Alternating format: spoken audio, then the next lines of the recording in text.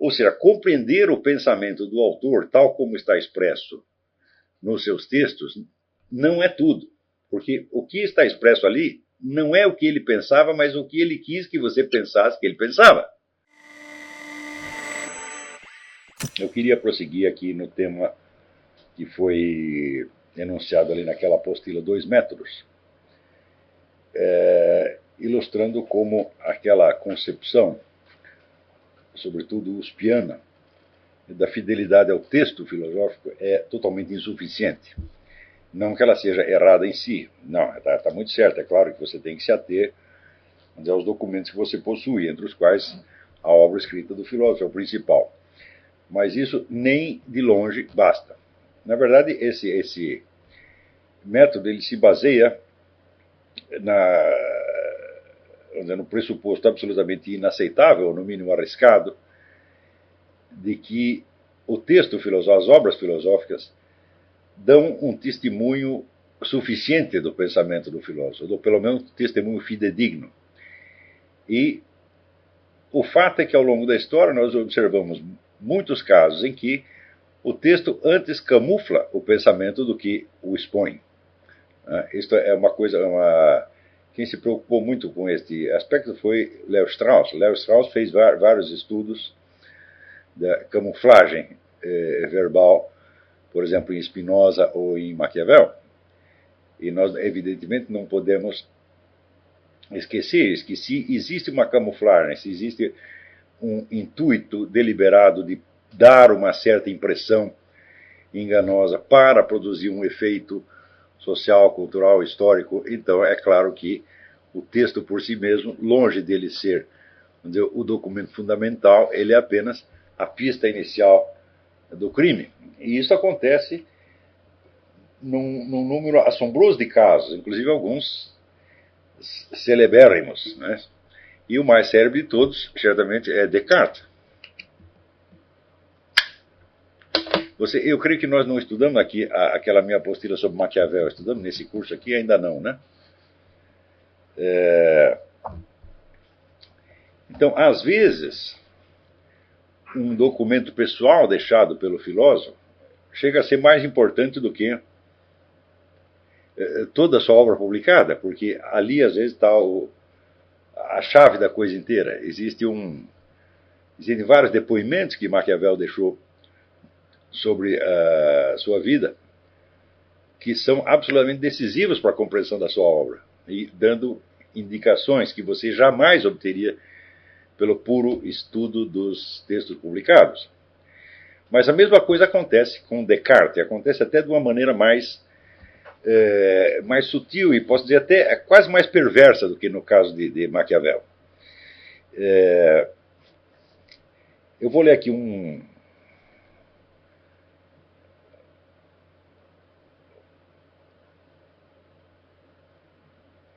parágrafo que é uma confissão feita por Descartes no tempo em que ele vivia na Holanda. Ele dizia, prestem atenção, infelizmente eu não me lembrei de fazer um PDF desse texto aqui, mas eu vou fazer esses dados, eu estou tirando de um livro espetacular, escrito por, na verdade, é um historiador literário, não é um filósofo, chamado Etienne Couvert, C-O-U-V-E-R-T, Etienne com 2 N's, Etienne Couvert. Escreveu uma obra monumental em 4 volumes que chama De la Gnose à l'Ecumenisme, da gnose ao ecumenismo. E eu estou tirando isso do primeiro volume dele, capítulo 4. Mas esse texto que eu vou citar agora, esse depoimento, ele não é uma coisa desconhecida, já foi citado muitas vezes, mas eu tenho a impressão que o citam mais para colocar uma segunda camada de camuflagem em cima do sentido do que ele está querendo dizer aqui, do que para compreender realmente qual é o objetivo com que Descartes escreve essas palavras. Preste atenção, aspas.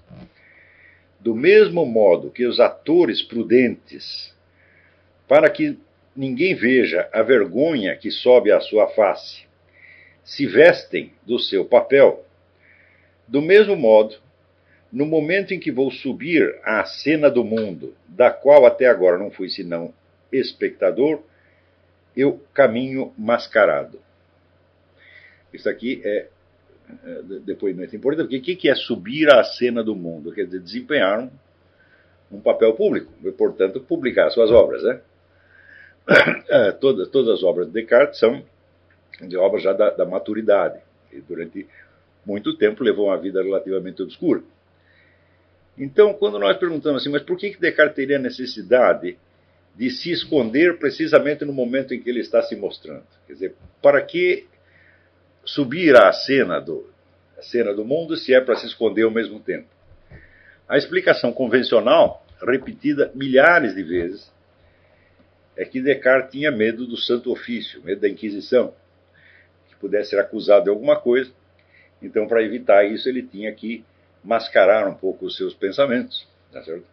Mas eu acho que isto esta desculpa é inaceitável por dois motivos. Em primeiro lugar, porque Descartes proclama tantas e tantas vezes que o seu objetivo é converter os pagãos e promover a apologia da religião cristã, que dificilmente, à primeira vista, algum inquisidor notaria ali algo de suspeito. E, em segundo lugar, a parte, vamos dizer, mais decisiva do trabalho de Descartes foi toda desempenhada na Holanda, que era um país protestante, onde o Santo Ofício nada poderia fazer contra ele e onde ele era protegido pelas autoridades e por toda a comunidade protestante. A maior parte dos amigos de Descartes eram pastores protestantes. E ele, embora se declarando católico o tempo todo, ele teve, quando ele teve uma filha ilegítima chamada Francine, ele a mandou batizar na igreja protestante. Quer dizer que ele estava muito bem encaixado no ambiente protestante da Holanda e não tinha absolutamente nada a temer do Santo Ofício. Levou muito tempo para que alguém percebesse alguma coisa de errado nas obras de Descartes. Né? Claro que houve objeções, mas a periculosidade do que estava ali dentro levou muito tempo para perceber. Então, se ele tinha necessidade de caminhar mascarado, não é por temor de uma represália imediata, mas porque ele tinha algum outro objetivo que não coincidia com, vamos dizer, as finalidades declaradas da sua obra. Então, havia um motivo para a sua camuflagem. Quer dizer, se nós compararmos isso com os depoimentos de Maquiavel, que mais tarde nós vamos ler aqui, eu tenho uma apostila de 50 páginas sobre Maquiavel, que eu já escrevi e reescrevi 50 vezes, toda hora acrescentando uma coisa, colocando outra, e que é um caso assim tão rico e complexo quanto Descartes. E Maquiavel ele tem uma linha numa das suas cartas que ele diz o seguinte: eu jamais digo a verdade tal como eu a vejo, e quando eu encontro alguma verdade eu trato de escondê-la o mais possível para que ninguém a perceba. Tá certo? Então isso quer dizer que nem tudo na obra de Maquiavel é mentira, mas para encontrar a verdade lá você vai ter que cavar muito até você saber do que se trata realmente. Primeiro, você saber o que Maquiavel quis dizer realmente, e segundo, se aquilo que ele disse realmente, aquilo que ele quis dizer, coincidia com aquilo que ele acreditava. E, em terceiro lugar, saber se aquilo que ele acreditava coincidia com a verdade tal como estava ao alcance dele ou não. Então você tem 3 camadas que você precisa escavar ali para você entender aonde você está se movendo, né, do que se trata. Em Descartes, exatamente a mesma coisa. Ou seja, compreender o pensamento do autor tal como está expresso nos seus textos não é tudo.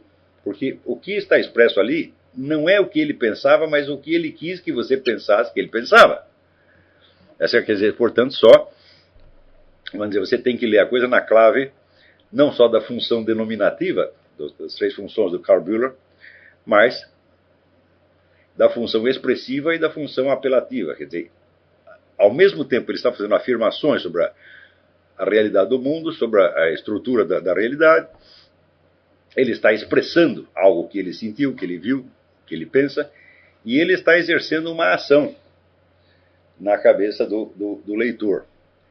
frequentemente, é natural que as pessoas pensem, tenham como, quase como uma reação espontânea, acreditar que a clave principal das obras de filosofia é a função denominativa, quer dizer, as obras de filosofia dizem respeito à realidade.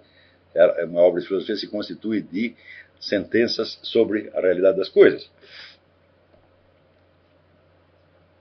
Mas, às vezes, por baixo dessas sentenças sobre a realidade das coisas, você tem não uma visão real que o indivíduo teve, mas algo em que ele quer que você acredite. Isso significa que ele não precisa acreditar totalmente naquilo, pode acreditar só parcialmente. Ele quer desencadear um efeito.